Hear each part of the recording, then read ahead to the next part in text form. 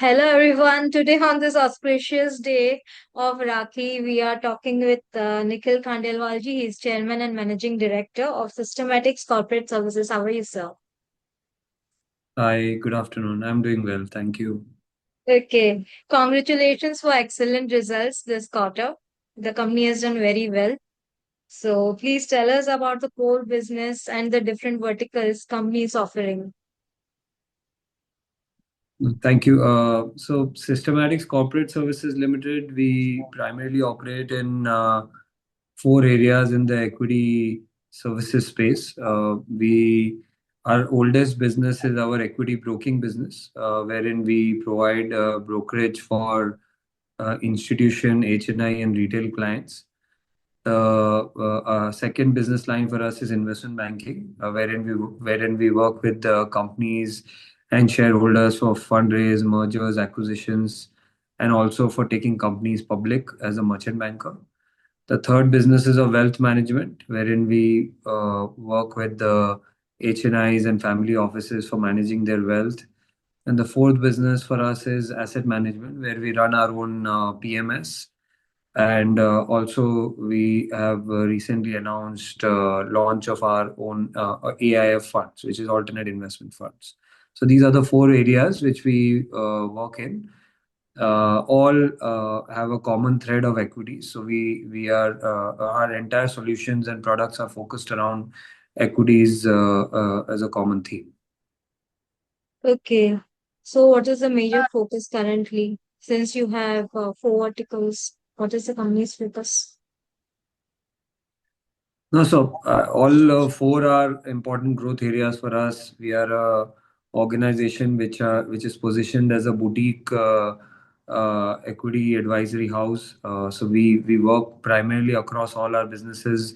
The major focus for us is mid-market companies. So whether it's our research or whether it's our investment banking or our own investment funds, and everything is focused around working with the companies which are small to medium enterprises. So companies with market cap as small as 500 crores to as large as 35,000 crores is the broader range of corporates whom we engage with, whom we work as a research house, whom we advise for fundraise, or we invest from our own fund. So that is a common thing. All four areas of businesses are in growth mode. However, the wealth and the asset management businesses are the youngest in the organization, so they are naturally growing much faster than the investment banking and the broking businesses. Okay, the SME segment is currently really hyped up in India. So the company is anyhow going to do very well since it is focusing on SME segment and mid area. So what is your strategy for growth? Well, I mean, as I said, we are growing across functions, but the most important part in growth of any business, especially in our sector, is creating very strong a team. So the team building initiatives are obviously very critical. Second is execution. So we are in midst of very critical execution process as well, wherein we are working with increasingly with a lot of listed as well as unlisted companies on their fundraise initiatives. So a mix of these execution as well as team building initiatives is what is going to help us grow at a consistent pace. Okay, what would you like to tell about your team? Um, so we are a 300 member team as an organization. So for across these four functions, the team is quite. It's a good mix of old and new people, but it's a very young team, and everybody works with a common passion of driving excellence in the mid market, small and medium enterprises. Working with companies in different roles. and responsibilities. So that common thread and that common passion drives the entire organization. So yeah, I mean it's a team driven by a common purpose and a common direction. Okay. Uh, so what are the red flags currently in this geopolitical situation for the various industries? Well, I think the we are going through a very unprecedented period of global trade and global geopolitical situation. Including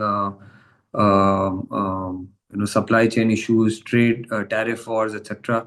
So it is impacting a lot of companies, whoever imports or exports, and increasingly, I think, especially over the last 4 5 days, we are seeing a significant hit on an impact on the companies which export increasingly to the US markets.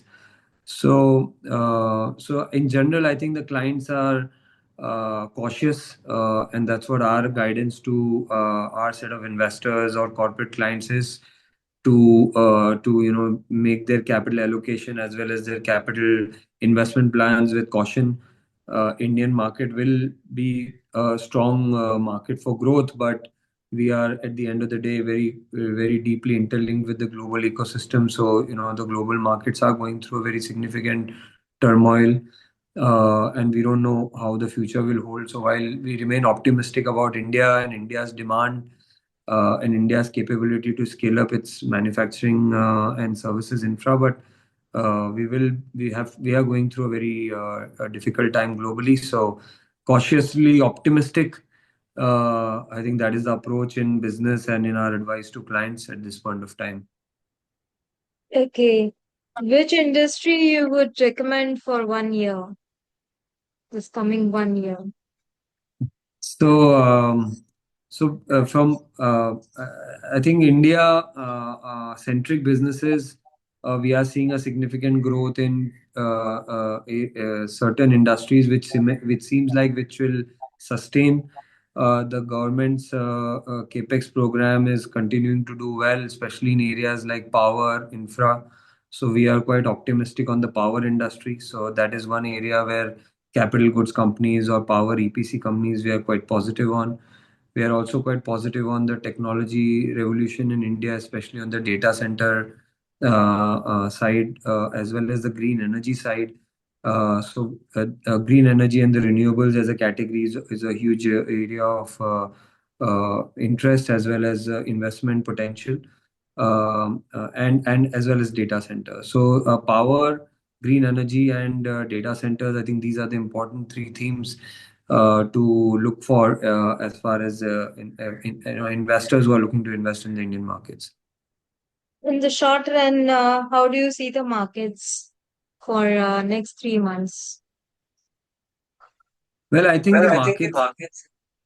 are in a complicated phase where the global issues are bothering the markets quite significantly. There is a significant outflow of capital also because of the change in the USD INR mix.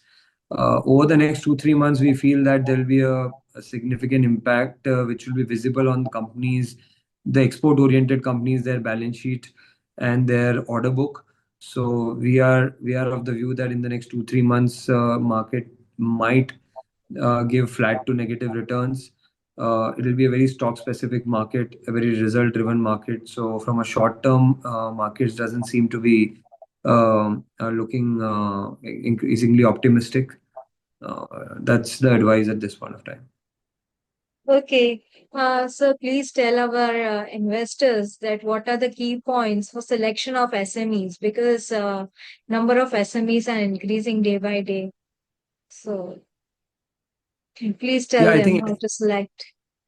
Yeah, I think the smaller you go in the in the companies in terms of size, and small and medium enterprises are obviously that pack. I think one important thing is that small and medium enterprises uh, are the building blocks of our country. They generate maximum employment as well as are also the fastest growing category in the corporate in the corporate fraternity. So small and medium enterprises are definitely the place to invest or to participate in India's growth from. However, when you're looking at smaller and medium enterprises, you have to look at two, three things extremely carefully. Most important is the promoter quality. So, from a promoter quality perspective, we need to be extremely cautious about, what kind of capital the promoter has put in the company, how many years of experience the promoter has given to the company, etc. The second is the quality of the balance sheet, that especially small and medium enterprises cannot be very highly leveraged. So they need to be very low on debt, preferably debt free. So that I think is the second point. And third is, of course, the industry. That when you are investing in small and medium enterprises, if they are in an industry which is very highly competitive and doesn't have significant disruptions possible, then it will be very difficult for a small company to make its mark and to create a significant market share. So I think these are the three important aspects: the promoter quality, the balance sheet, as well as the growth potential of the industry. I think these are the three things which we need to be very careful of. Okay, so please tell us about the company's financial strengths and please put light on the current quarter results which have come. So, Systematics has actually been quite profitable for years. In the last 6 months, we also raised a preferential issue in the company for about 103 crores. As a result of that, we are sitting on a cash balance of upwards of about 150, 160 crores. The company is executing well across its businesses, especially our broking business and our investment banking businesses are showing strong numbers. First quarter was a decent quarter for us, and we expect that the subsequent quarters we are actually looking forward to a much stronger execution across our transactions and our broking business. So should be a good growth here overall for us compared to what we did in FY25, driven primarily this year by investment banking and equity broking. And next year onwards, in FY27 onwards, a lot of contribution will come from our asset management and wealth management business as well. Okay, so what is your vision? So, as I mentioned, I think Systematics we are building as a house which can be a primary house, a primary financial services firm for mid-market companies to seek advice for their fundraising requirements, for their strategic requirements, M&A requirements, as well as their journey to taking companies public. Uh, we are uh, we are working on this with a very clear focus on deep industry knowledge. So our whether it's our research team, whether our investment banking team, we have created very strong sectoral understanding and sectoral leadership within these teams. So research driven, sector knowledge driven equity advisory firm. I think that's what we are trying to build. We believe that that is a big white space in the Indian capital markets. There aren't many houses which are doing this on a consistent basis and building a strong organization focused on mid-size corporates. And we want to create a house which is known for its excellence across these services. Okay, so what message you would like to give to your investors? Well, I think we are trying to build a firm which is highly profitable, has strong growth areas within our old businesses as well as the new businesses which we are seeding. The promoters have significant skin in the game with almost 71% equity in the company. And we have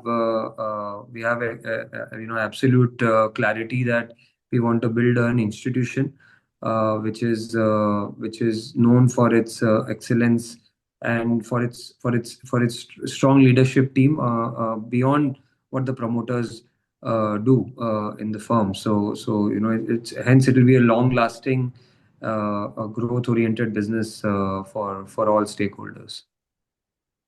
Okay. Finally, what message you would like to give to the new investors who are looking forward to invest in Indian markets?